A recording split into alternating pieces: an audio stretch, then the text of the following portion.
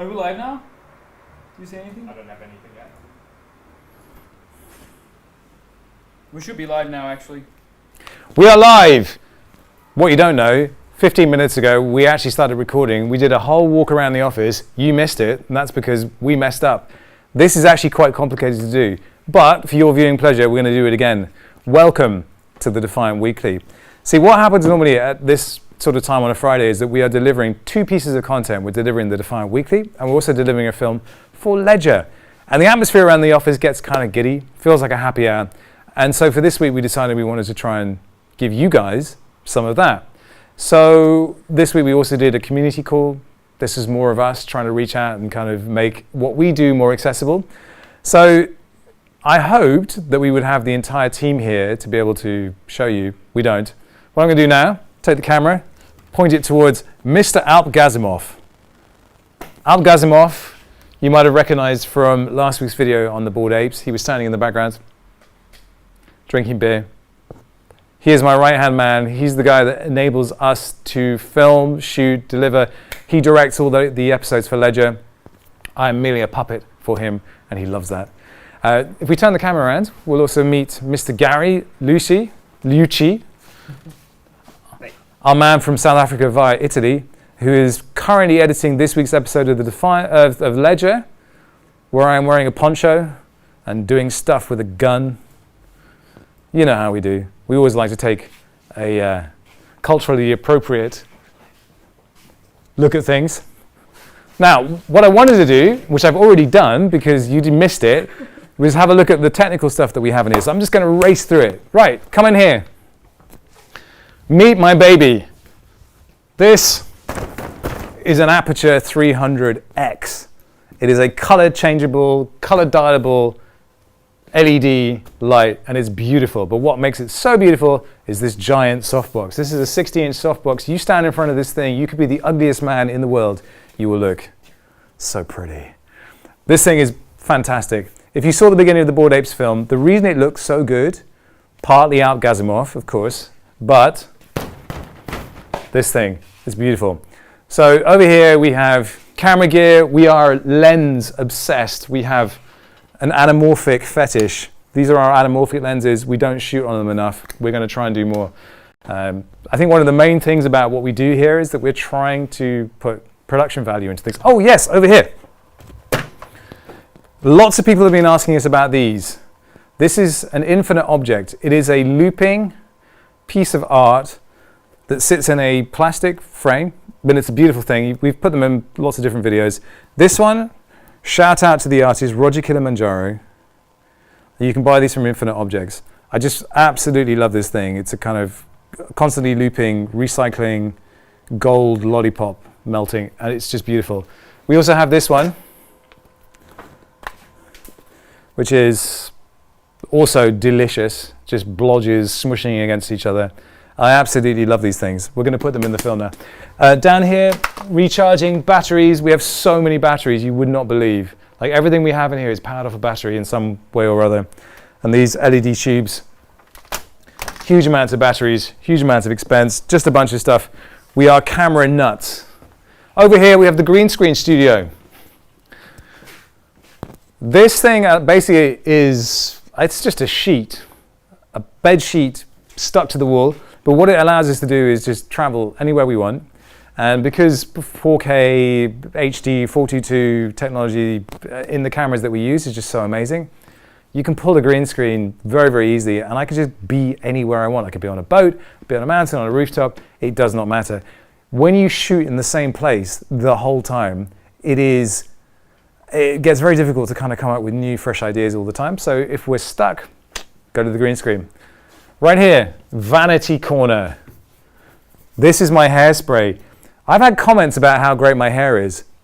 My hair is not great. My hair is an absolute disaster. So what happens is, come in here, and I go.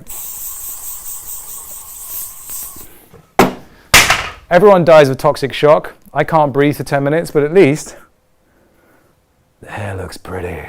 So coming back in here.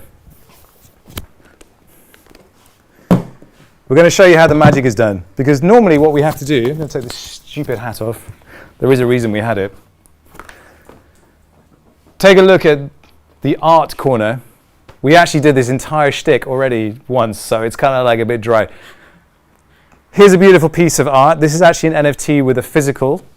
So this is a young man called Levitate, whose art I bought, and it came with a physical piece. It's beautiful. We have the art from Simon Wan, some of his Sharpie art, which I'm just a huge fan of. We have Mr. Meme by Aurora. I promised her I would give her a shout out. So I'm gradually collecting real physical art alongside NFTs because it's just kind of become a bit of an obsession. So that's that. Now, what you don't know, or what you might have guessed, we do these incredibly long scripts, and there's a lot of wordage, and I seem to be able to just talk about stuff without fluffing it. Well, it's not the case. What I use is an auto cue. So if you look here, it's the Prompt Smart app. There we go. So I click on Prompt Smart, and there on the Prompt Smart app are today's sponsors. So we're actually going to do a live sponsors shout out. And this thing goes wrong all the time. There are so many outtakes. Gary has been collecting up the outtakes of me just swearing at the auto cue because it goes wrong the whole time. So what will happen, you'll start talking. It has a voice track, voice recognition piece of software in it, which means that it hears what you're saying and it moves the auto cue down as you say it. But then it'll just go completely wrong and race to the bottom of the script. And it's just like the echo of me screaming auto cue is what happens normally. So there's the script.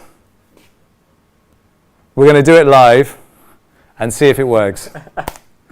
Okay, here we go. Sponsors. I'm sorry if this goes wrong, but don't let high gas costs keep you out of Ethereum. At Balancer, our gas-optimized vault architecture makes trading cheaper than anywhere else. I'm not Balancer, they are, that's the script. Liquidity providers can optimize their fee earnings using the dynamic fee system that automatically adjusts to market conditions. You can also use asset managers to lend out idle assets, dramatically increasing your capital efficiency. Now, because Balancer is an open platform for flexible, automated markets, you can choose from stable pools or weighted pools. And in the future, more designs will be created that they don't even know about yet. Check it out at balancer.fi. Now, other fun fact, the name is taken from the Finnish word for ghost, is a decentralized, open source and non-custodial liquidity protocol on Ethereum. Depositors earn interest by providing liquidity to lending pools, while borrowers can obtain loans by tapping into these pools with variable and stable interest rate options. Deposit in our protocol and receive A tokens, which accrue interest every second right in your wallet. Seriously, you can watch your balance go up every second. Swap any of your deposited assets at any time to get the best yields on the market. And for developers out there, other features access to DeFi building blocks like flash loans and credit delegation. Other protocol liquidity pools are now available on Ethereum and the sidechain Polygon. That was our sponsors. Let's take a look at the live OBS setup. Mr. Gazimov, will you play? So we have a bunch of stuff here. This particular beast here is like the best thing ever. It's a wireless video rig that allows us to kind of monitor our shoots. We also have a wireless setup on there, and that is beautiful. And that's how we're going to do our live stream. And the purpose of today's live stream was to go through and just give people a kind of a refresher on DeFi. I'm going to get rid of these. I don't think I need them. I did a talk in Consensus about a month ago, and I also did the same talk at the Stanford Blockchain Association last week, actually, and it went really well. And it just reminded me of how important it is to just kind of refresh yourself on what DeFi is, what it's doing. And I'm going to tell you another thing. These glasses, I don't need them. It's a prop. So I'm going to take them off. We're going to go live, raw, uncut, straight into the mix. Mr. Gazimov, are there any questions? Are there any comments? Is there anything we need to be aware of? There's a question asking, is that your house or a rented office? It's a rented office, is the answer to that. We are renting space in an industrial unit on the edge of a small town in Holland, of all places. That's pretty much it. That's pretty much it. Yeah. So, Mr. Gazimov, will you switch to... Oh, look. Technically, things have gone wrong. So we're back. So we're back. We're back on the Apple TV screen that's not the screen that we want. Okay, 1 second. We will get this switched on and working properly. So now we should be in business.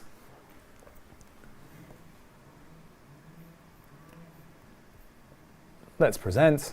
There we go. So, what the duck is DeFi, lending, borrowing, and farming for crypto? When I look at this duck, this superhero duck, it kind of reminds me of what DeFi is all about, which is you're kind of this small, insignificant thing trying to stay afloat and trying to be a hero in your own personal adventure. That's what it feels like in DeFi.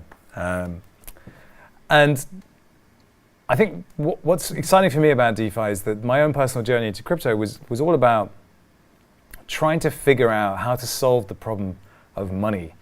And I think looking back on that journey, the issue that I see is that I was trying to solve the problem of not having any money, whereas now what we're looking at is trying to solve the problem of money itself, i.e. money is the problem. And when you start really getting involved in DeFi, you see that the really smart brains in this space are trying to solve that problem. Whereas the less smart brains, or the people who are new to the space, are trying to solve the other problem. So instead of trying to say, I don't have any money and that is a problem, it's like, money is the problem. How do we solve that? And so the people that I admire in the space and the people that I've been drawn to are the ones who are creatively trying to solve that problem of what money actually is and what money could be and what money, most importantly, could do for us. Because I suspect most of us feel like they're a slave to money and they work for it and they have to give it away. But under DeFi, you start to realize that money really should be working for you. So when we talk about decentralized finance, what are we actually talking about? We're reimagining legacy financial products as decentralized primitives using smart contracts. So you go to the bank, you take money out of the bank. How could that be done differently? Without a bank, using smart contracts. So there's no bank teller, there's no centralized system, you just use smart contracts. We can use money markets for lending, borrowing, derivatives, options, any kind of financial exchange that you can imagine in the real world, that you've heard of in the real world, can be replicated in DeFi. In different ways, some of them a lot better, some of them more efficient, some of them completely new. And then the really fun thing is you have this composability aspect to it. So try and imagine what it would be like taking out a mortgage and then being able to go to your insurance provider and say, here's my mortgage. I would like to take a loan out on that mortgage, but also have insurance on top of that. And then go to your bank and say, oh, I have all these things. Now you can give me, a great interest rate because I have all these things. That would be impossible. With composable Legos, that is possible. The other thing that's fun about DeFi is that it is fun. DeFi makes money fun. And I don't mean making money, I just mean money itself. It becomes playful. And when we talk about Legos, there is that idea of toys and of just kind of taking things and putting them on top of each other and stacking them up for fun. It is playful. And that is probably not an idea that anybody's ever had in terms of money before. But now you can. Now this is a fun chart. This presentation originally happened in May, and this is where the total value locked in DeFi was. It was $80 billion. That is a lot of money. The reality is that it's actually now $51 billion, $52 billion locked in DeFi. It fluctuates around, but that's $30 billion that have disappeared since I first did this presentation. But however you look at it, DeFi has been on a massive upward journey. And it's for lots of different reasons. But I think primarily amongst them is DeFi is where the rubber hits the road for crypto and blockchain. It combines payments. It combines connection with the real world. It makes a lot of sense, and it actually works. And there's a lot of, well, there was a lot of fluff that was spoken in 2017, where there was a token issued for everything. But what we've seen in the last 18 months is the construction of genuinely innovative products that can function, that are desirable, and that have a place in a bold new financial future.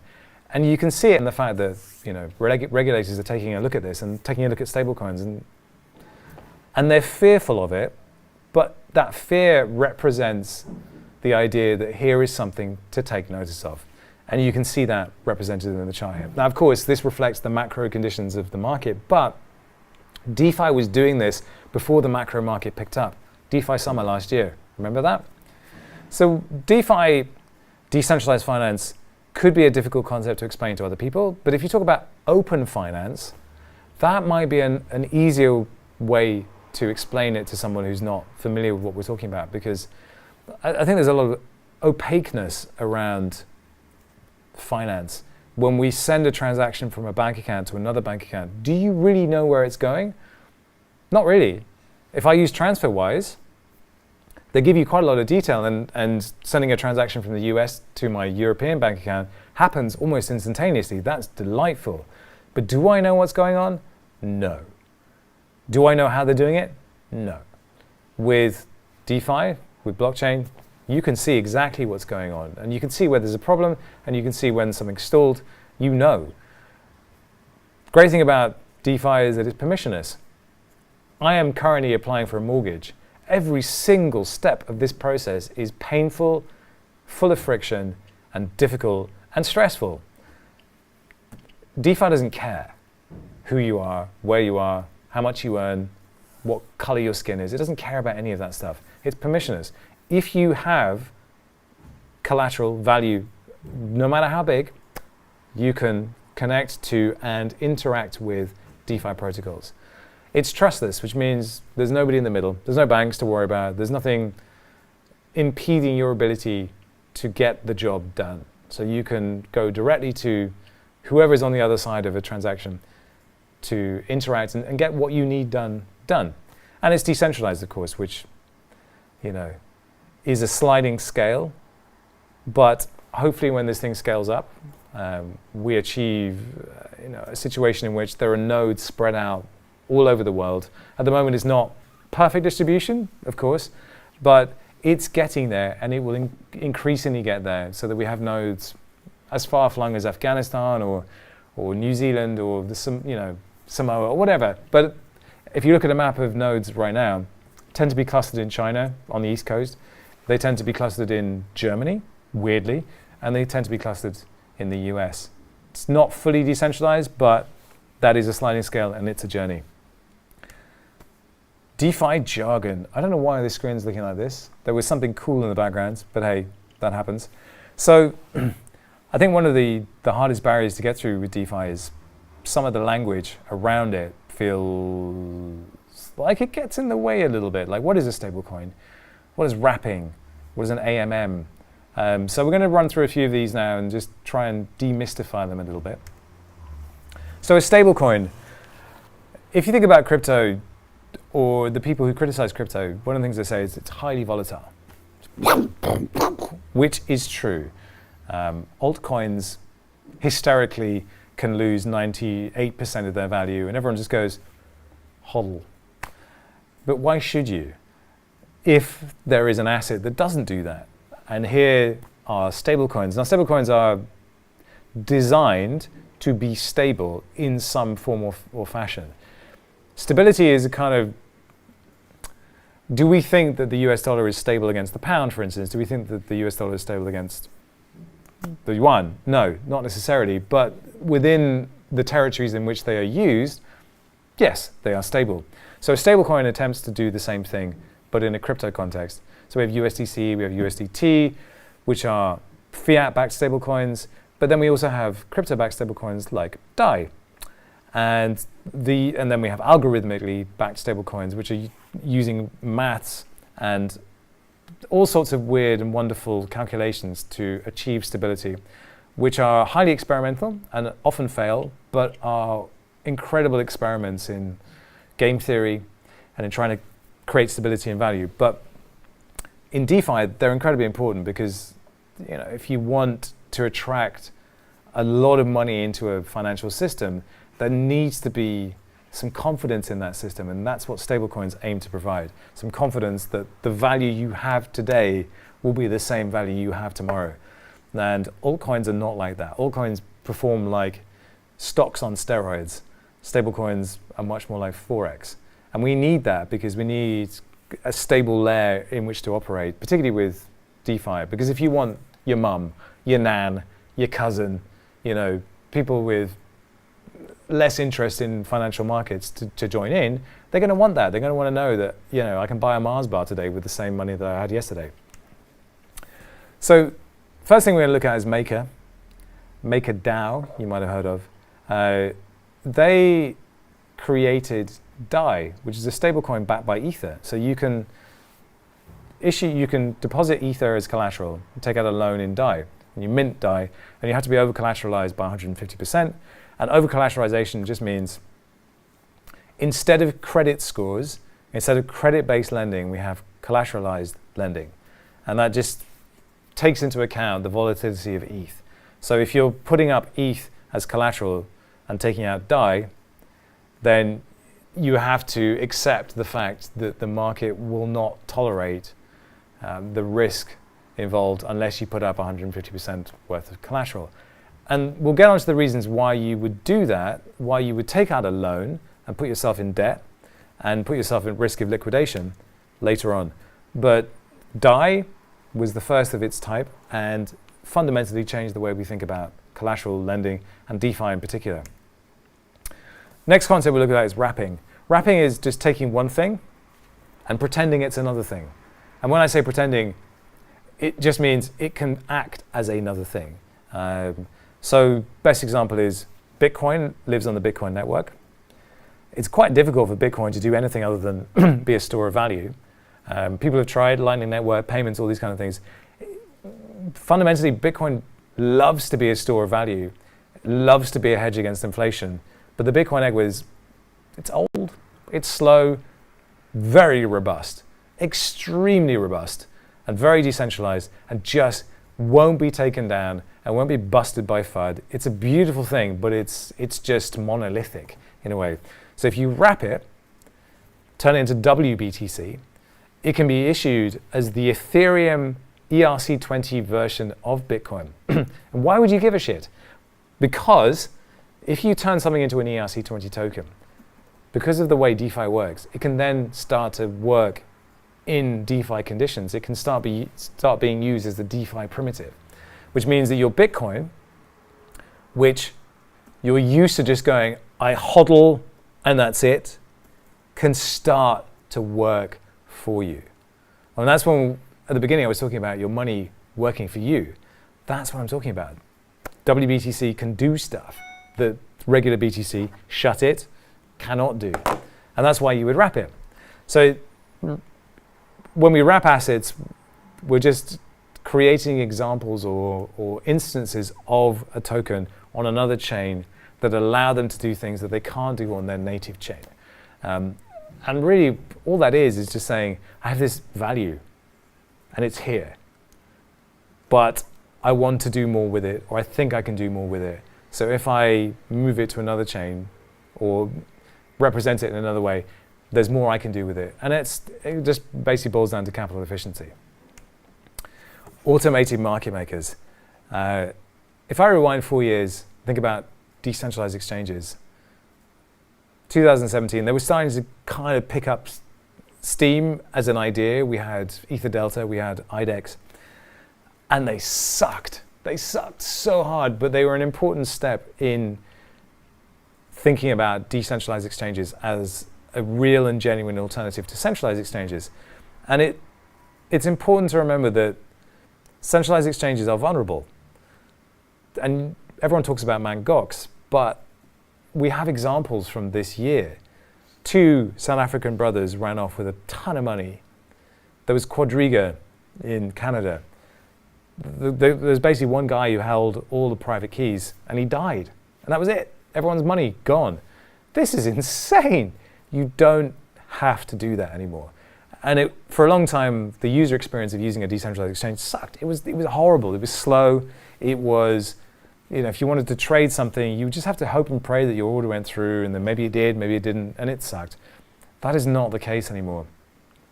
So an automated market maker allows you to trade peer-to-peer with somebody else.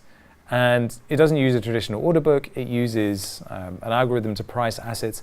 And the way it works is the assets are priced internally, and then it relies on arbitrages to take price feeds from outside the AMM and buy assets to rebalance the books so that they match near enough the value of the assets outside the AMM. And it's a pretty efficient system because, if you think about it, if I could buy Ethereum for a 10% discount on an AMM as an arbitrager, then I would. And the moment I start buying it, the price is going to go up and it's going to bring it back in line with the rest of the system. So that's how AMMs work. And what's wonderful about AMMs is they allow you, me, anybody else to become a liquidity provider, because on a centralized exchange, you have a huge number of assets, you have a huge pool of things that the centralized exchange has in there because everyone deposits their assets in order to be able to freely exchange with each other. The trading experience is fantastic, it's fast, it's convenient because you can do all sorts of different exchanges, but you are sending your coins to an entity over which you have no control, and you're just hoping that they work properly. Now, if you take that centralized exchange out of the equation, you need to have another way of creating liquidity. Liquidity just means, is there enough in the bank for me to withdraw what I want or to make the trade that I want? So that's where liquidity provision comes in. We, people who hold tokens, can supply those tokens to an exchange and allow them to be traded between people in exchange for fees. And you can earn money based on you providing assets that would otherwise sit idle in a wallet to an exchange. That's pretty amazing, actually, when you think about it. Because for the longest time, the crypto mentality was hodl, hodl, hodl, hodl, hodl. Hardware wallets, keep it to yourself, do not sell. Iron hands, diamond hands, whatever you want to call it. That was the mentality. What we see now with DeFi is put your money to work. My money works for me. LPs, do that. So you can earn fees based on the capital you put to work for an AMM. Now, there are risks involved, don't get me wrong. With Uniswap version 3, we're able to focus our liquidity into ranges where it can be more efficient, which is kind of amazing stuff. But beyond that, what we started to see happen was the positions that we set up when we provide liquidity can then be used for other things. So when you provide liquidity to an AMM, it's changing now, but traditionally what's happened is you have to supply both sides of a pair. So imagine you have ETH on one side and you have DAI on the other side. So this is the trading pair that you're supplying liquidity to. If you wanted to supply $200 worth of DAI, you also had to supply $200 worth of ETH. You put them into the exchange, and in return, you get an LP token that represents the value. Robin, I'm going to interrupt you for a second here. We have a question about AMMs. Yes. Yeah. First Coast Crypto is asking, how do I build and implement an AMM? Can I just copy it like Uniswap and has been copied hundreds of times? Yeah, it's a good question. It's a very simple answer. Yes, you can. I will get on to open source and some of the implications of open source later on, but the simple answer is yes, you can. Copying the code and deploying an exchange, not difficult.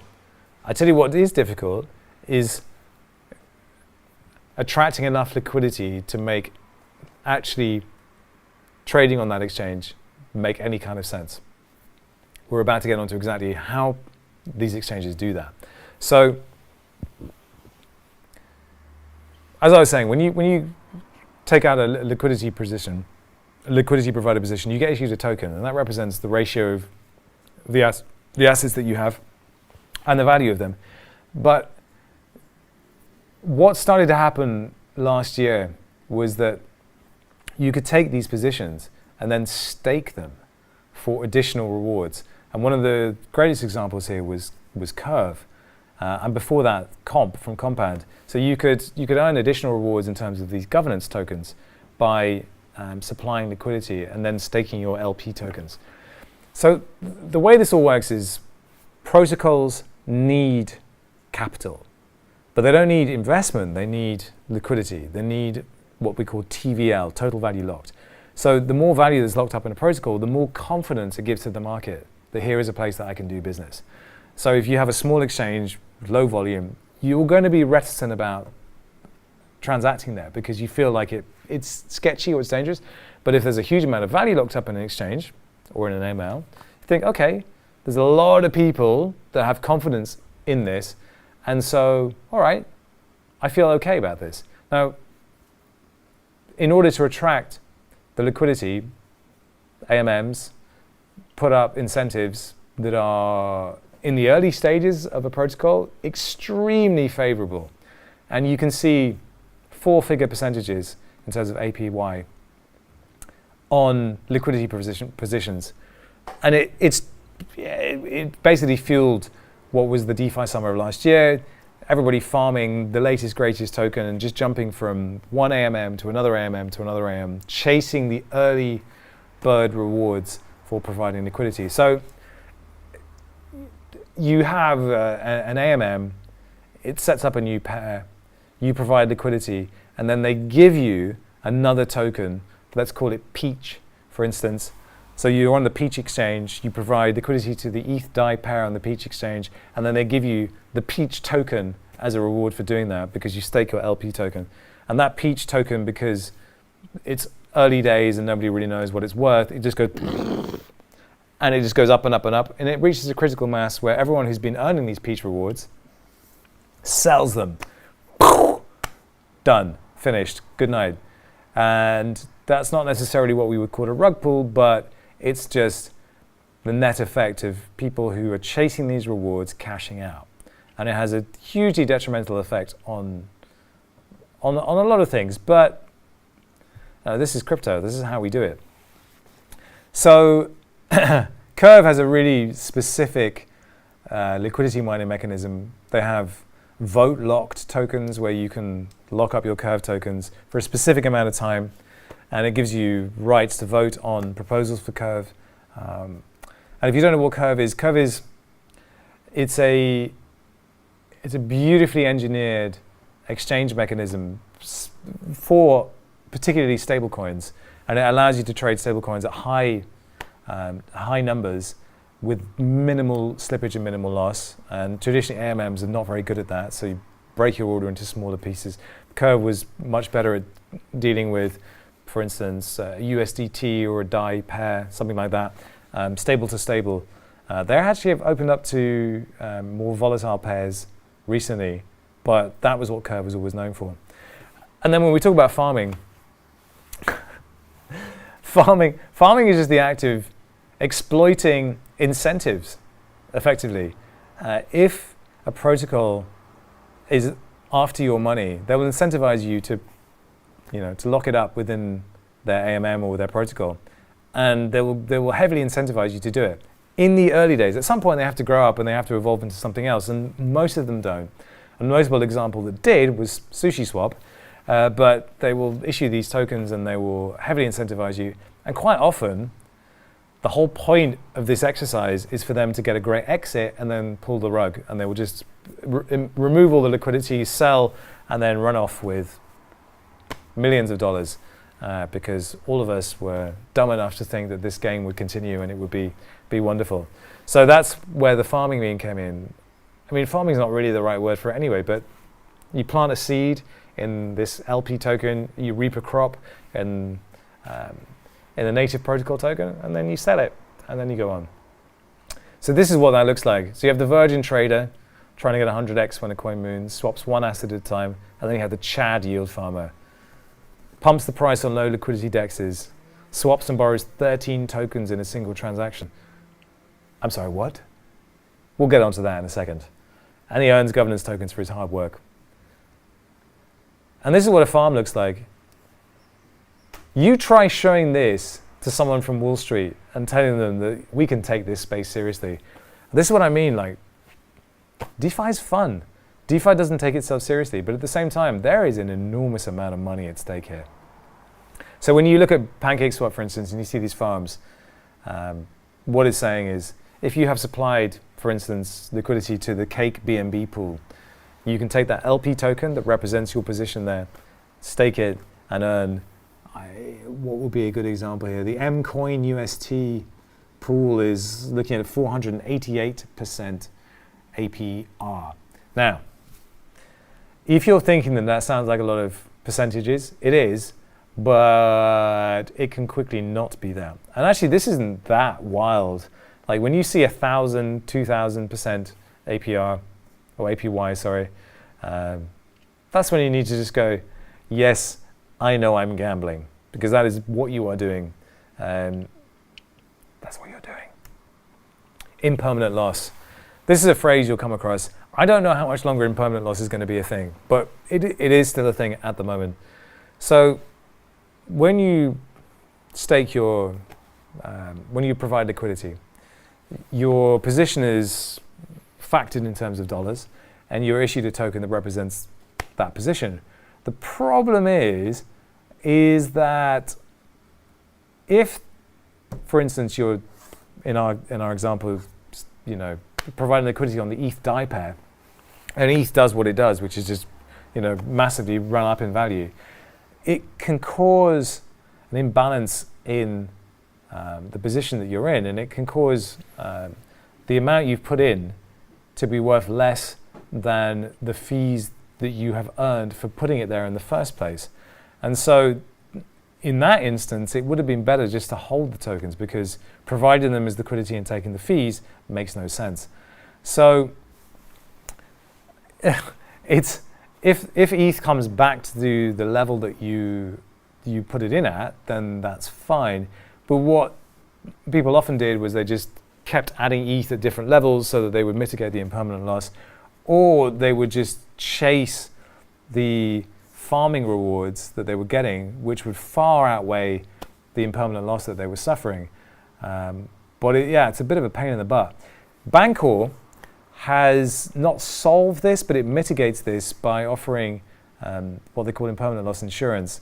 And so over the course of 100 days, you can earn enough to mitigate the effects of impermanent loss and allow you to come out of the position at 100% of the level that you went in at. So no matter what happens, you will take away what you put in. So you have downside protection. The downside of that is that you can't exit quickly. You have to run out the 100 days. So it's 1% per day for 100 days.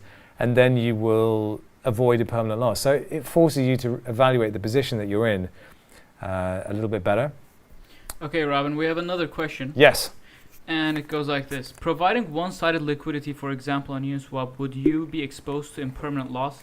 What are the risks and rewards of providing one-sided liquidity? One-sided liquidity is a strategy as much as anything else.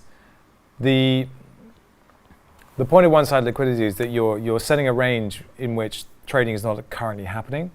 So when you set two sides of the range, you're targeting where the trading is happening right now.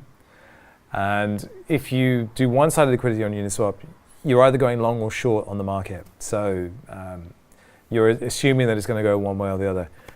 I think with Uniswap v3, because you can set the ranges so tightly and so narrowly, if that is the strategy you're going to take, I doubt very much that you're in it for the long run anyway. You're not going to sit and stack up your tokens for a long period of time. A better strategy is to just go really big for a short period of time and set a range and then work within that range. And I did some Uniswap v3 very targeted LP provision recently, and I was shocked at how profitable it was. It was a lot more profitable than it had been in the past. And the ability to really kind of be strategic and tactical about where you set your liquidity, it's pretty cool. And I'm a pretty basic trader, and if you have a bot, if you have a really strong read on the technicals, then I think it's a very good option. But yeah, in terms of impermanent loss, you should be setting your strategy to make the most of what positions you put in place. And if you can't do that, then Uni v3 is not for you, I don't think. Next, we're moving on to composability. So composability is wonderful because what it says is every protocol has its speciality, and it has something that's really good at. And so I don't need to be good at that as well. So, if I'm a bank and I need to offer a certain number of financial services, I need to offer them to the same standard as everybody else, but not in DeFi, because we can say, okay, we want to take the flash loan from DidX, we want to take a loan from Compound, and then we want to take we want to borrow from Ava, and we want to deposit in Compound, and we can do all of these things together because the interest rate for borrowing on Compound is better than the interest rate for borrowing on Ava. So we want that borrowing interest rate, but we want the depositing interest rate, we want the lending interest rate on Compound because it's better than the one on Ava. So we can take the pieces that we want from each of these protocols because they all work together. And how do they work together? Well, it's because they're all built on Ethereum, and they all have smart contracts. And so they can all function with each other. And because of that, you get these incredible stacks of, I guess it's like building an ice cream sundae. You just make the most beautiful, most delicious sundae you want to your taste. We're going to look at that a little bit later on. But it also introduces an enormous amount of risk because not every protocol is built the same as every other protocol. Some of the blue chips like Compound, like Ava, have been around a long time, battle tested, but some of the newer ones maybe not so much. So, every time you plug in a new protocol that it maybe isn't as battle tested, you introduce some risk. Have they audited their code properly? Is their code novel? Is there a vulnerability that we've never seen before? All of these things are at play. Layer 2. Layer 2 is the opposite of layer 1. That's it. Ethereum is a layer 1. Solana is a layer 1. Cardano is kind of a layer 1. Polkadot is its own thing entirely. But layer 2 is what we call a layer that is attached to, but kind of separate to Ethereum. It's a secondary framework or protocol that's built on top of the existing blockchain system. And the reason we need it is because Ethereum it got too successful too fast. It was unable to cope with the strain of everything that was being thrown at it. And what's amazing is that it has coped so well with what's been put on it.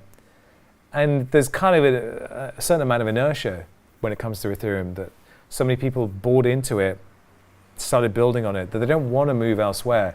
But it's so slow and expensive right now that they're looking for ways to still be an Ethereum project, but take advantage of faster transaction speeds and lower transaction costs. So layer 2s are designed to offer that. We have different ones. We have ZK snarks, we have ZK rollups, we have side chains, we have a number of different strategies for doing that. Arbitrum, Optimism, Polygon, you've probably heard of. All of them effectively do the same thing. They just take the workload away from Ethereum and allow you to do the work that you need to do or that you want to do in a faster, cheaper environment without losing that connection back to the broader Ethereum chain. So we've got a good couple of examples of that. The Bitcoin Lightning Network is one, and Ethereum, the ones I've already mentioned. A bridge is basically a way of taking value on one chain or one layer and moving it to another layer. We call it a bridge, which sounds like you can just walk across it. It's not quite as simple as that. The way they work, you take, let's say, 1 ETH on one side, you send it to a bridge contract, it gets locked up there, put in jail. What gets issued on the other side is a wrapped version of that token. And that token can then go to work on another chain, or on Polygon, for instance, and it's effectively an ETH, but now it's a wrapped ETH, but you can think of it as an ETH. And then when you want to go back the other way, that wrapped ETH token is burnt, and then the token that was locked up is released. So it's much more like an airlock than it is a bridge, but that's how bridges work. And one of the great promises of blockchain was that blockchains feel like islands a lot of the time. Sorry, I'm going to interrupt. Yes. Yeah. So the question is, since we were talking about bridges, someone's asking, how do you bridge curve from the ETH mainnet to Matic mainnet? Via the bridge. Which bridge is that? The Polygon ETH bridge. How difficult is that to do? Not difficult at all. The transfer of value between chains felt like it felt like the hardest thing to do at the end of last year. And there's quite a lot of things going on bridges. And one of the great promises of blockchain is that it's decentralized. Early iterations of bridges are not decentralized, and a lot of them weren't even permissionless. It is it's a trade-off between what is the most decentralized version of something and what is the most efficient version of something. In terms of moving value from Ethereum to Polygon, it's quite easy, but it's not that decentralized yet. So there are two instances of a Polygon bridge. There's a POS bridge and there's a plasma bridge. The plasma bridge is slow, very, very slow, and nobody really uses it. The POS bridge is quite centralized, and it has its own validators, and it has some problems. It has some problems, but they're fixing it, and like we should give them at least the opportunity to scale it up with demand. But in terms of moving value across, it's getting easier and easier and easier, and there are more bridges springing up. And of course, the more bridges there are, the more we see the problems with bridges, and the more we can fix the problems with bridges. And we'll get to a place where the idea of a bridge is irrelevant because we can't see it. So, we'll just be able to click send, and it will just go, and all of that bridge activity is abstracted underneath, and you can just travel wherever you want. It's like a European passport. Mm-hmm. Okay, I have another one actually. Yes? It's coming from R. Kim, and he's asking, when you provide liquidity to a pool, what's your thought process behind when to enter a crypto to crypto, crypto to USD, or a stablecoin pool? Yeah, good question. So I think the best thing you can do here is be really mindful of the macro conditions of the market. Because obviously, if it looks like there's going to be a big move in the market, then it doesn't make a huge amount of sense to be in an LP position because you will suffer impermanent loss. And that's why I think a lot of people do provide liquidity for stable pairs, because that isn't an issue. All you're really doing is narrowing liquidity into a very tight range. What I think is interesting about Uniswap v3 is that it's created the conditions to be really targeted and take your analysis of the market and apply it to tactical liquidity provision in a way that just wasn't possible before. Balancer is starting to do something similar, not quite the same, but something very similar, and allowing people to be extremely tactical. Of course, all this means is that casual liquidity provision is going out the window. The people who are really going to take the most out of this will be the sharks, the ones that understand exactly what's going on and how best to deploy capital, and have the bots in place to be able to move quickly between positions and in the most efficient way. I think the whole farming thing, the whole liquidity provision thing is quickly moving into an institutional realm, and that is fine, honestly, because we, as consumers, we'll be able to find different ways to contribute to DeFi, and that'll be almost entirely through governance. It'll be through different means, but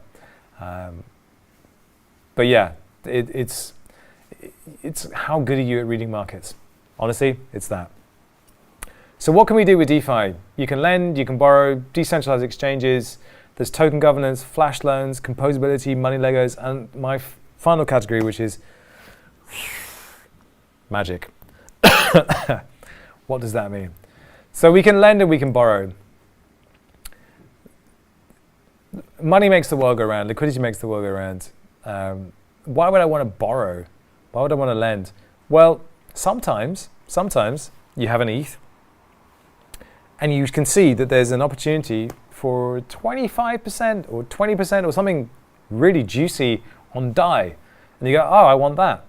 But you don't want to sell your ETH, so you take out a loan on your ETH that's factored in DAI. And then you put that DAI to work earning interest. And then you withdraw that, and you pay back your loan, and you take the interest. Now, as you can clearly understand, this only really works if you've got like a ton of money to work with. But there are other opportunities to put your money to work in different ways, and that's why you might take out a loan. But also there's heavy incentives for borrowing in money markets, because they need people to borrow, because that's how they pay interest rates on the lending side. So here we have lending as a savings account. Anchor, which I believe when I first did this presentation, Anchor was at 20%. So you could supply UST and take out 20% as interest, APY. That is a lot. And it's fixed. Fixed. What happened a couple of weeks ago, the market took a giant crap and Anchor dropped to below 18%. 18%. And that was as low as it went. When I looked today, it was just under 20%. So we're talking about a fixed rate of interest on lending. And that's so much better than a bank will offer you right now. But what's interesting about Anchor is that there is an earn side and there's a borrow side. If you were to look at the borrow side, you would see a number that's more like 160, 170%. It actually went up to even more, 200%. And that's because when people are scared, they retreat into stable coins and they want a stable rate of interest. When they're not scared, they go the other way. So when the majority of people are moving into an earn side of the market, the lending side of the market, the borrowing side of the market has to incentivize people to borrow in order to make the market back up. So actually, it's actually more profitable to borrow money than it is to lend money, which is wild, absolutely wild. And the way that works on Anchor is they have an ANC token, which is the native token of Anchor. And when you borrow, you get that token as well as the money that you borrow. And then you can actually take the money that you borrow and dump it back into the earn side of the protocol and start earning interest on it there as well. So you're compounding all these different pieces of this lending market. That's pretty interesting. You have a question? I have a couple questions. So I'll start with the first one. It says, with how expensive all the transactions add up with the smart contracts on Ethereum, how much would it be the minimum you recommend to start investing with in DeFi? I don't do financial advice. Also, transacting on Ethereum is expensive, very, very expensive for newcomers. And occasionally, you can be stuck in a position where you want to move value, but there's so much demand on the network that the gas fees go up. We saw it last week. Gosh, was it this week? It was actually this week. There was some NFT sales going on and the gas spiked so that people were spending $1,500 to put a transaction through. That's ridiculous. It's absolutely ridiculous. So that's why we talk about L2s. But we have to talk about the high-speed L1s as well. I'm thinking about Solana, Kusama with its Karura DeFi parachain. Cardano is going to be doing a lot of DeFi as well. Tezos, Harmony is fast, Elrond is fast, Algorand is extremely fast. They all have a DeFi component to them, and they would offer the opportunity to be very active and very proactive with a much smaller amount of money. And it just requires you to be a little bit brave, but also a little bit circumspect about what you do and just to get comfortable with it. But again, you could just move value onto Polygon and it doesn't have to be a huge amount. Okay, question number 2 comes from... Do you know what? I just need to send my wife a message to say that I'm going to be a bit late. Okay. This is the best live stream in the world ever. Sending my wife a message. Hey, we're live streaming.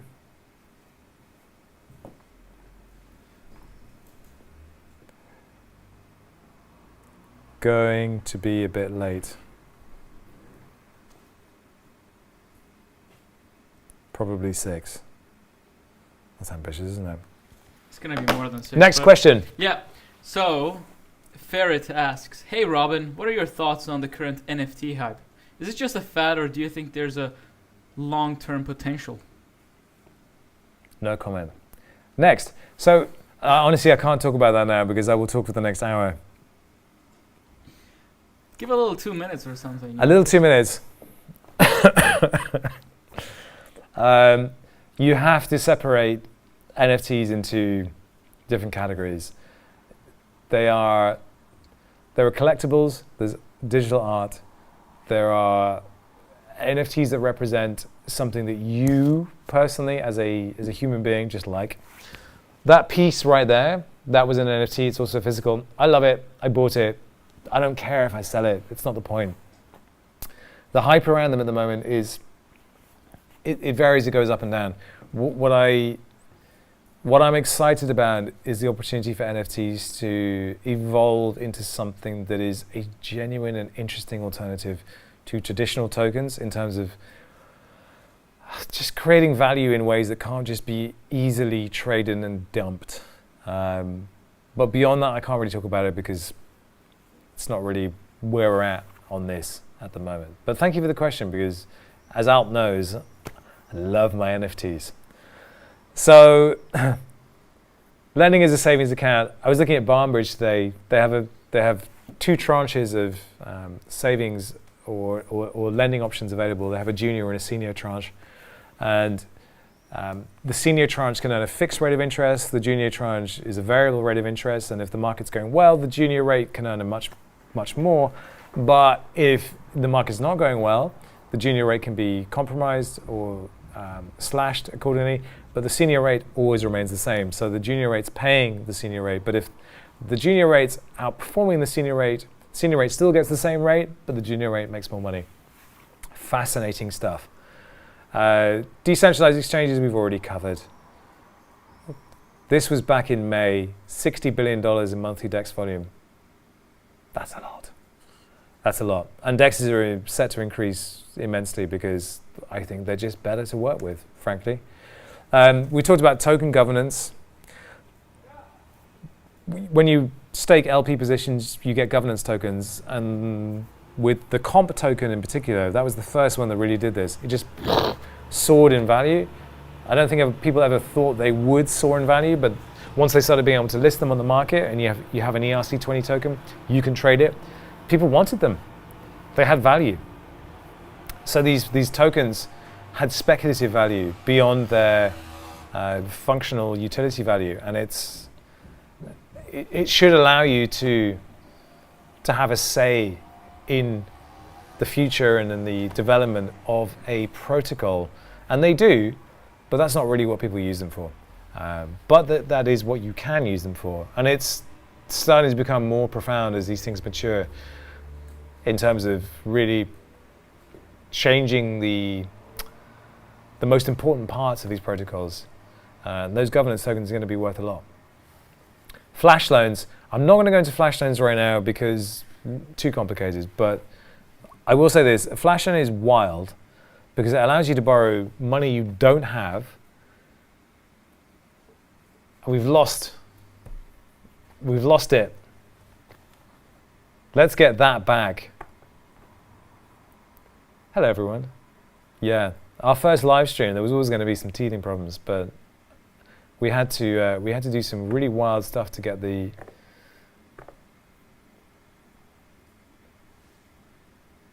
computer to play on the screen. There we go. Should be back now.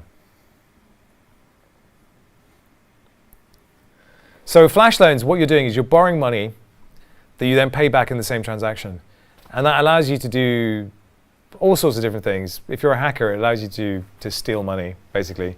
But on a very kind of basic level, it allows you to do things like, if you have a loan on Compound and you want to move it to other, the steps required to do that are quite painful in terms of gas. So with a flash loan, you can do all of that. You can refinance a loan in a very short space of time with a flash loan. It's crazy. And this example on screen just shows a hack that I spotted a while back. So much crazy stuff going on here, but it's all happening in one transaction.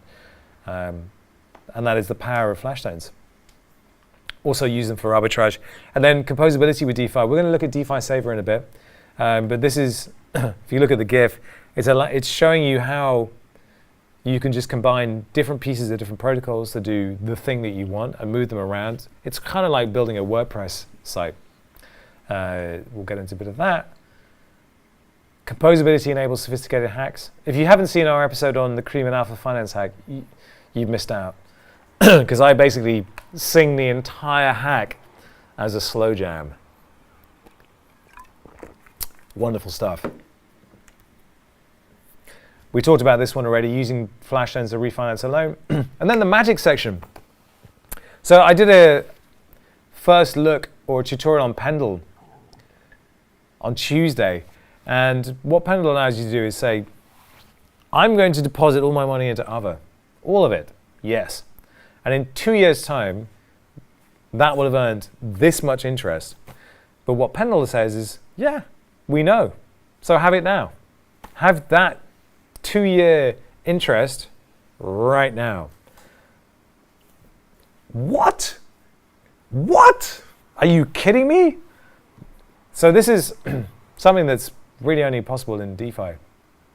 You have your future yield right now. And the way they're able to do this is because they tokenize the yield and the ownership of the token separately. So they take a token that represents your position in Other, for instance, they split it up and they say, yeah, we understand what this is, we know what it is, and because we know what it's going to be, we can give you this. And that's wild. That's kind of magical. Alchemix is another one that I absolutely love. They'll do the same kind of thing. They will allow you to deposit DAI. So that's your principal. And then they will say, okay, 50% of that DAI you can have right now. Because we know that if we deposit this in a Yearn vault, it will earn this much interest. And we know how long it's going to take to get there. So we're going to give you that money right now. At the end of that period, you get that money back. You get your principal back. So you can take out a loan where you cannot be liquidated, where the only debt you pay is time. So all you have to do is wait for that loan to pay itself back. And the reason it can pay itself back is because there are interest-bearing protocols like Yearn, where this capital can be deployed, where there's a guarantee that it will actually pay itself back. Now, nothing is guaranteed in crypto, but that's what they're saying, and they're taking on the risk to pay you up front. Isn't that amazing? NFTX is another one. We have NFTs. NFTs are highly illiquid. If you want to sell an NFT, you have to hope that someone else wants to buy it. Now, often NFTs just die. All the sentiment around them disappears. So what are you going to do? NFTX allows you to bundle these into a pool and then issue a token which you can then trade for cash. That's it. That's magic. That's DeFi. So this is a slide I called Walk in My Shoes. What do I look at every day? So I look at DeFi Rate, I look at CoinGecko, I look at the Daily Ape, I look at LoanScan, I look at Bankless, I look at Zapper. These are the sites that I look at. And what we're going to do now, very, very briefly, is, so here's Zapper. This is a dashboard for managing your DeFi assets. DeFi Pulse, you might recognize that graph. Gives you a kind of overview of where the TVL is. LoanScan gives you a kind of decent overview of what's paying the best right now. And as you can see, the rates are not that great. But if we look down at the Yearn YCRV vault, 23.68%. I think anything above 15% is pretty decent these days. The Daily Ape has rebranded to the Daily Bear. It's a great site by Darren Lau. And then DeFi Prime is another one, good Telegram group. So what I'm going to do now is just jump onto DeFi Saver, go to the app.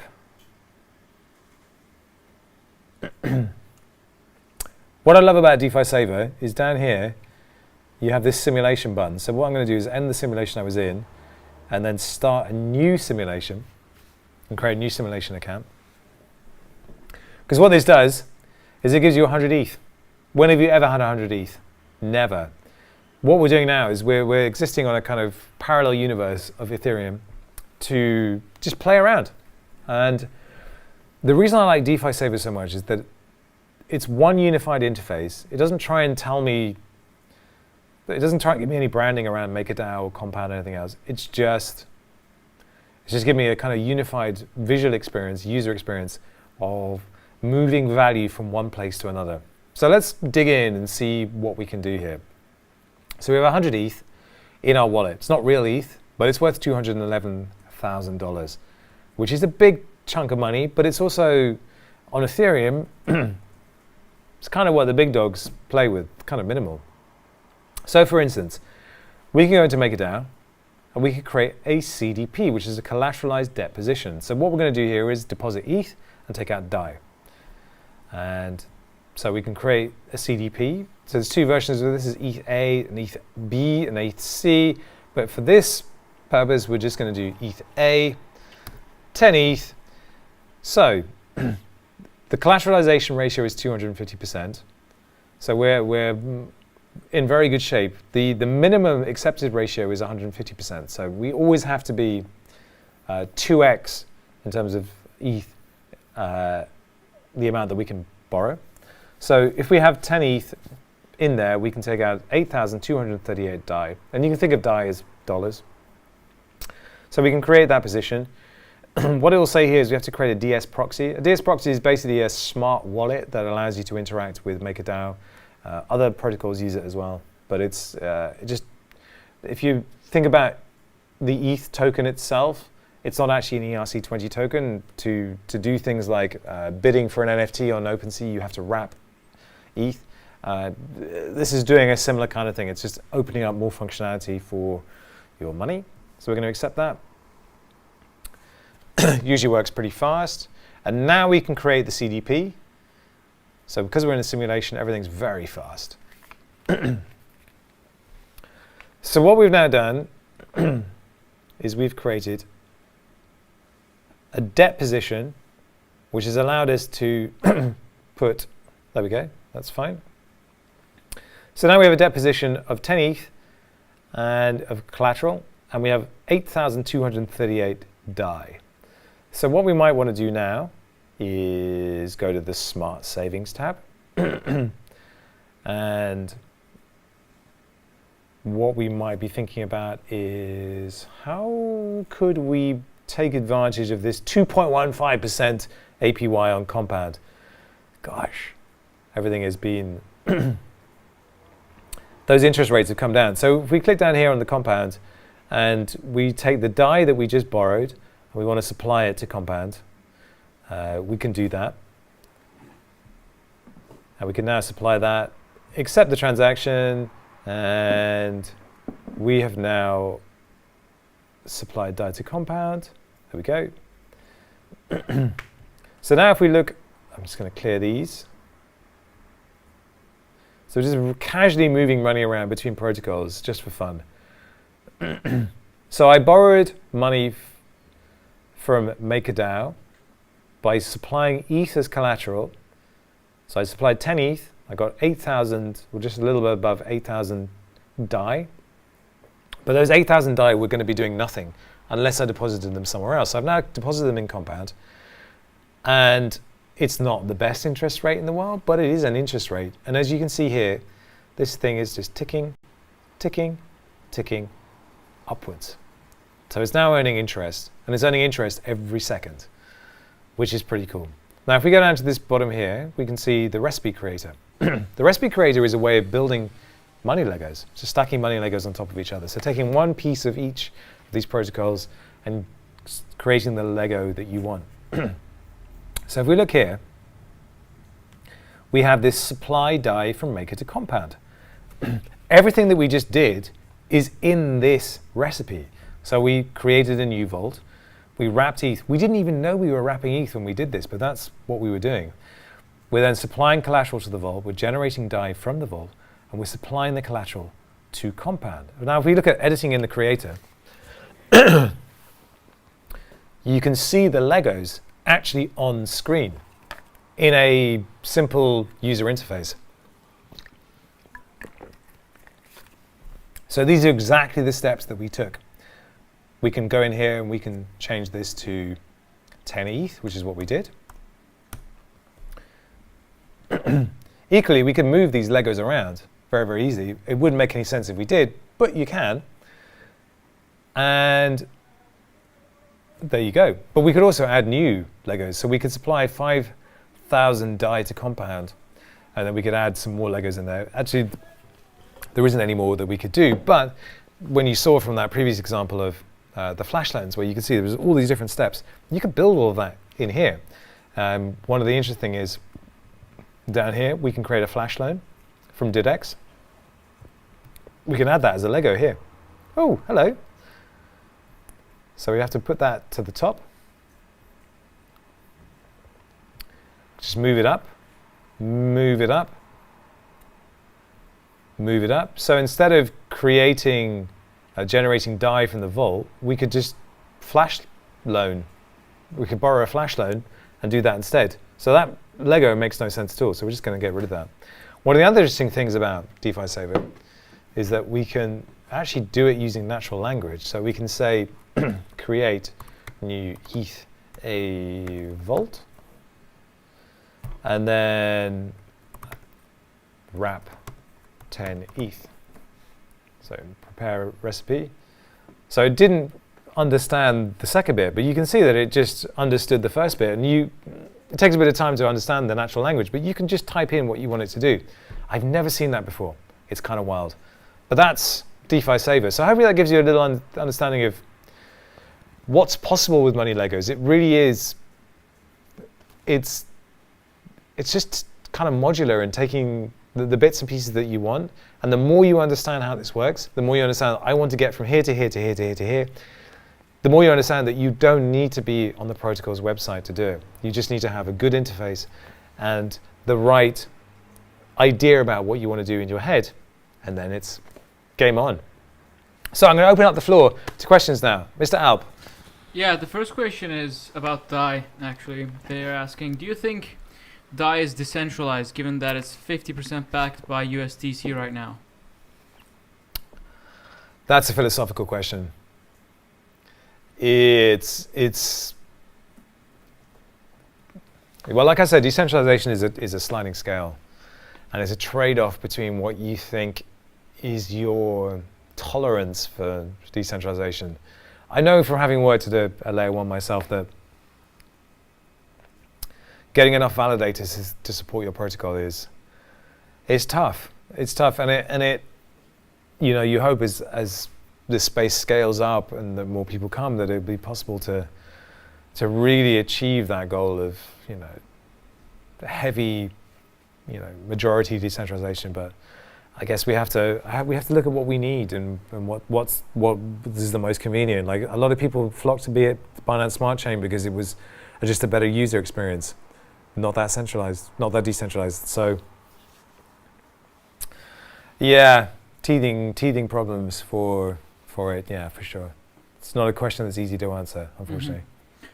We have another question that we also get in the comments on our videos. It says, hi Robin, do you still have the deposits and anchor from the Terra DGen video? If so, would it be possible to update the spreadsheet? Would be great to see how that's going. So I called time on that experiment a little bit early because I'm buying a house, so I needed the money.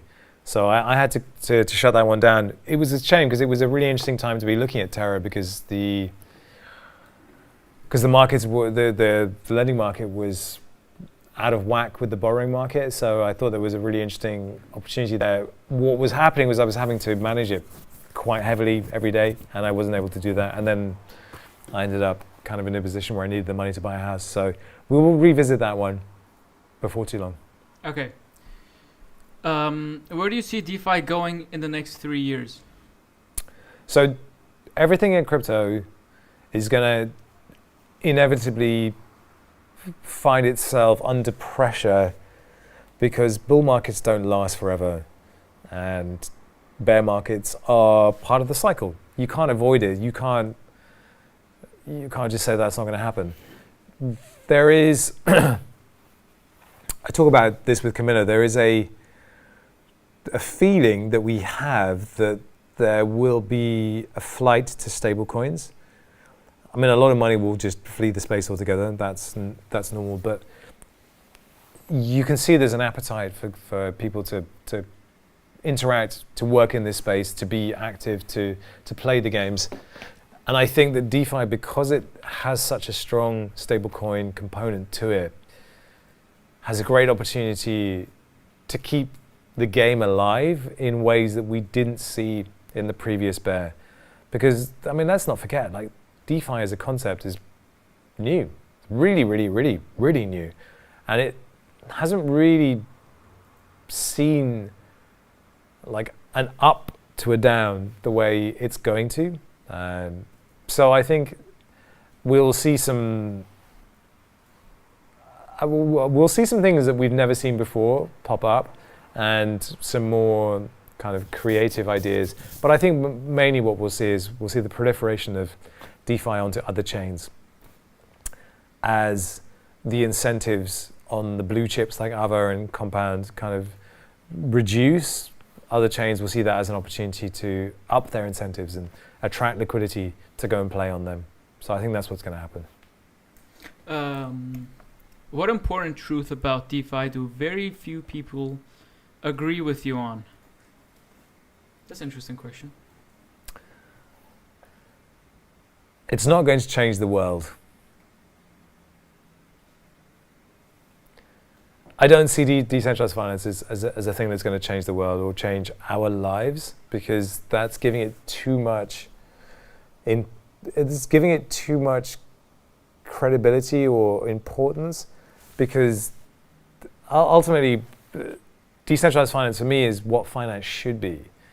So if we put it on a pedestal, it's like saying, like, being normal is incredible. It's not. It's just, it should just be the way things are. What I think is going to change the world is the ability of people to then change their lives and do things because the money side of things is taken care of. That's probably where I land on all this. Mm-hmm. Are all algorithmic stablecoins doomed? No. UST is an algorithmic stablecoin, the Terra stablecoin, and I don't think it's doomed. I think it's risky, and it has some inherent risk. But of course, unless you put these things into action and test them in a real live firing environment, you can't possibly know. One of the stablecoins that I do enjoy reading about and exploring and trying to wrap my head around is Gyroscope, and we've talked about them on the channel before. Primarily because they are not shy about foregrounding problems and then trying to come up with solutions. So rather than saying, yeah, this isn't going to work, they go, we think this won't work, here's our solution. And I respect that immensely. Even if they're wrong, I respect the fact that they attempt to solve it.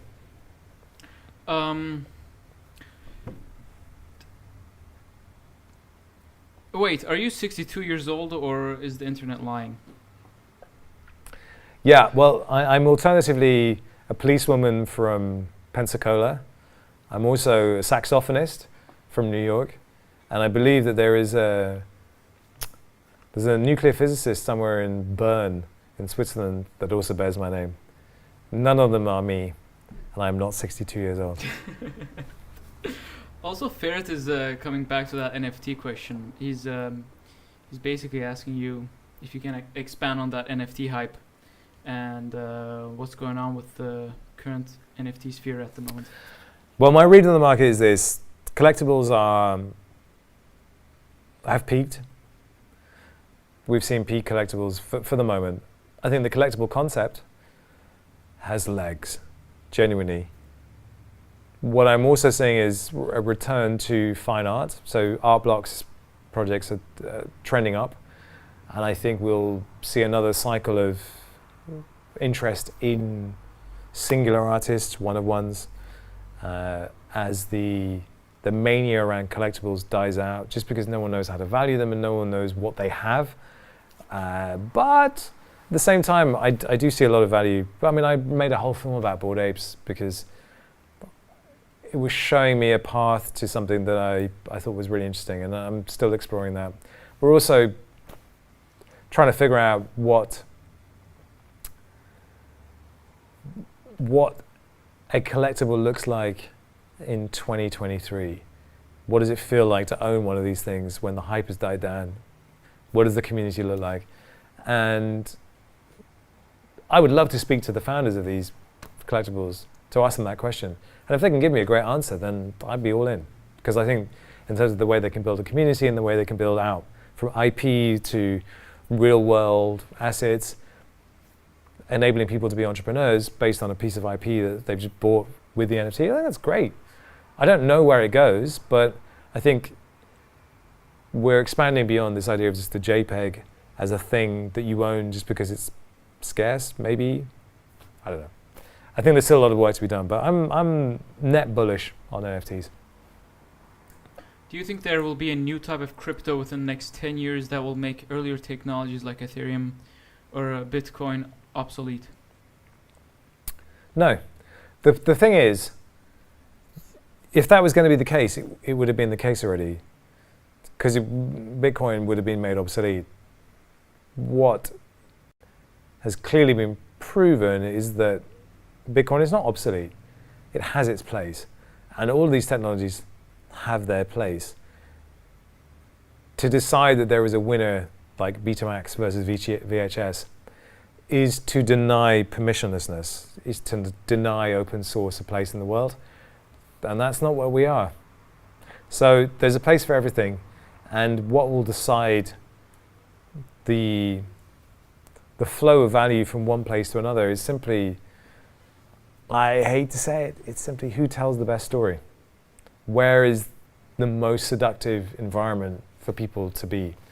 And so for someone that's kind of, been involved in storytelling for most of their life, that is what separates the men from the boys. Who has the best story? That's it. Okay, here's the important question. How many eggs can you eat in 2 hours in any form? That is a very important question. So I think the only way to prove that, the only way to really empirically understand the dynamics at play in this question, firstly, we have to call up Craig Wright, get him down as an adjudicator. Then we have to line up an egg. We have to decide, is it a duck egg? Is it a quail egg? Is it an ostrich egg? There's quite a few variables at stake here. Hard-boiled egg, raw egg, scrambled egg, fried egg. Once we understand the variables, once we understand the parameters in which we're working, then we design an algorithm that can determine how hungry I am versus how much I've eaten that day versus the weather, the atmospheric conditions. And then we map that against a chart of how many birds there are flying around. We visualize that in a graph, submit it as an NFT to the blockchain, sell it, and based on how much we make from that, then we can decide how many eggs I will eat. Does that answer your question? Beautiful. I think that can turn into an NFT collectible itself, right? Generative, 10,000 pieces. You know what? I'm excited. Okay, let's see. What else? Is there a message from my wife? No. Am I in trouble? Yes. Do you want more questions, Robin? I'm going to ask you a question, Alp. Yeah. Who are you? Well, I'm Alp, and this is me. I am speaking to the microphone right now. I'm the video guy here. I make media, graphics, edit videos and stuff like that. And I ask the questions to Robin. And we have another question.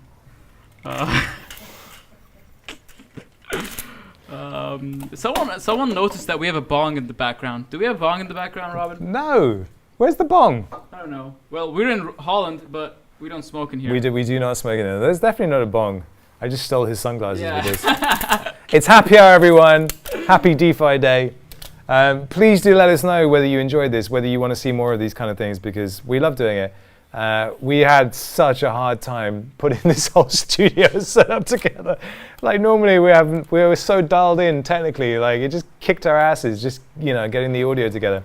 I'm going to have to go home and take the punishment of my wife hating me because it's Friday night and this was not water, this was actually beer. It'll be on my breath. I'll be in trouble. Married, yo. Alp, do you have anything else to say? Are we going to do more live streams, you think? How did it go for you? I think it was good. I think we can definitely, like, if I get thrown an egg question, I can bring the noise. And also, I did bring out the guitar this time, so, Oh, yeah, we have more to show. Oh, there's so much more to show. I think the main message is here, like,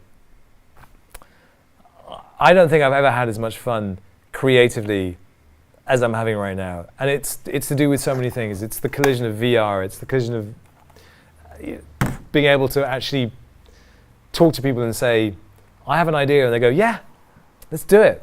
Like everything I've ever done in the past has always been,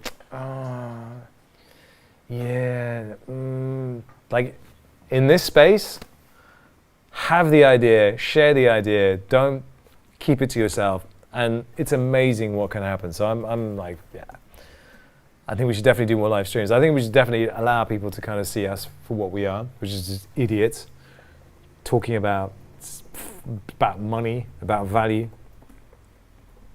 What are you doing?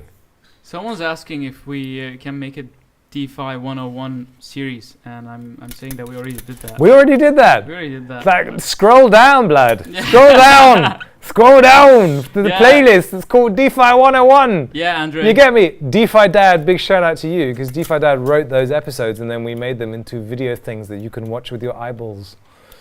Yes. Yeah. Ask more questions. Come on, let's keep Robin here. No, I have to go home. You can keep answering questions. Should I stay here, guys? You can stay here and answer questions about Turkey. Turkey or Azerbaijan. Yeah. Just Middle East in general. I'm going to bow out because I really do have to go home.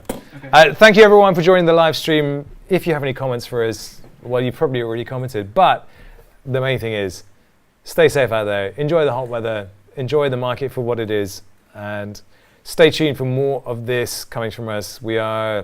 We're not only reporting on the news, we are a Web3 media company looking to find our way in the world and looking to design what a Web3 media company can be in this new world. And if you're interested in that, join our Discord, join our Telegram, drop us a like, drop us a subscribe if that's what you're into. I think I've said that 1,000 times. Also watch the Ledger series, School of Block, because that gives you a broader macro idea of all the other concepts that are out there. This is a can of helium. I've been Robin.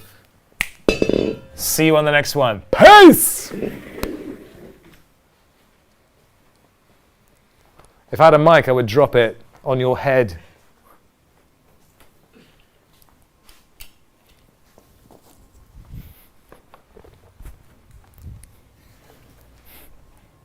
I'm still here. Okay. Any final questions? This was great. Thanks. Nice. Thanks so much. Rug pull part 2. Yeah, that will come. I think a reverse rug pull is coming. Oh, what? Okay. I'm leaving as well.